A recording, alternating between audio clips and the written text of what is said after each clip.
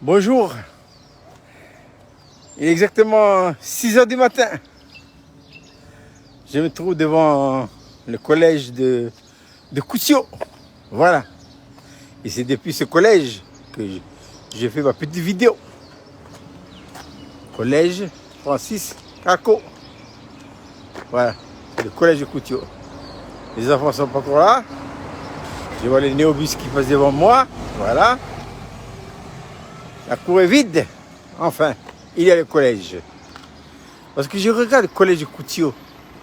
Quelle est la pensée que le Seigneur met dans mon cœur ce matin?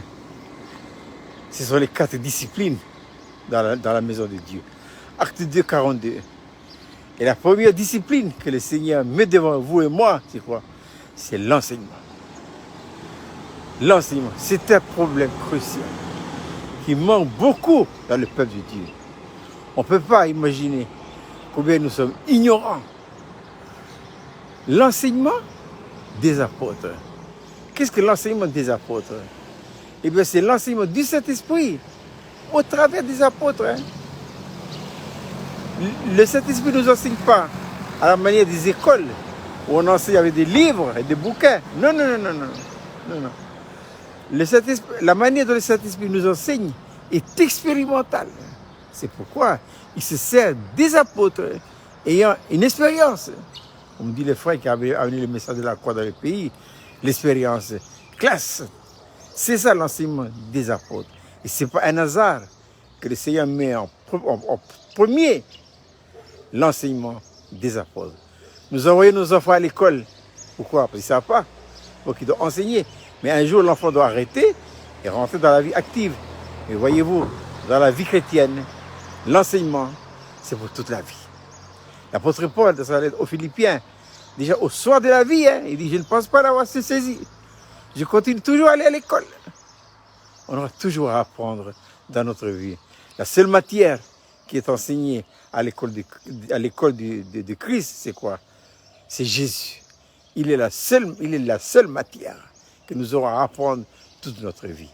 Et même quand on sera au ciel, on continuera toujours à apprendre la même matière qui est l'enseignant. L'enseignant, c'est le Saint-Esprit. Et voyez-vous, ce qui est merveilleux dans cette école de Jésus, c'est que l'enseignant, il est en nous. Il est dans notre esprit. Qui connaît mieux la matière, Jésus, que le Saint-Esprit? C'est lui. C'est lui qui nous enseigne. Jésus n'a-t-il pas dit, quand le consolateur viendra, l'Esprit de vérité, il vous enseignera. Il prendra de ce qui est à moi et vous le donnera. Voilà. Donc l'enseignement, je souligne, c'est très important. Voilà le grand problème qu'il y a maintenant dans le peuple de Dieu. Oh, il y a bien des écoles, il y a bien des universités bibliques. On décroche des licences et des maîtrises, des doctorats en théologie. Mais ce n'est pas ça. C'est pas ça. Il faut l'expérience. L'expérience. Voilà la véritable doctrine de la théologie expérimentale. C'est quoi? C'est l'enseignement des apôtres. J'insiste et je vais l'insister encore et je l'insisterai toute ma vie. Donc je vous invite ce soir à l'église de Philadelphie qui maintenant passe du physique au numérique. Il y aura une étude biblique. C'est l'enseignement. Quelle est la matière qui sera enseignée ce soir? C'est Acte 2, 42.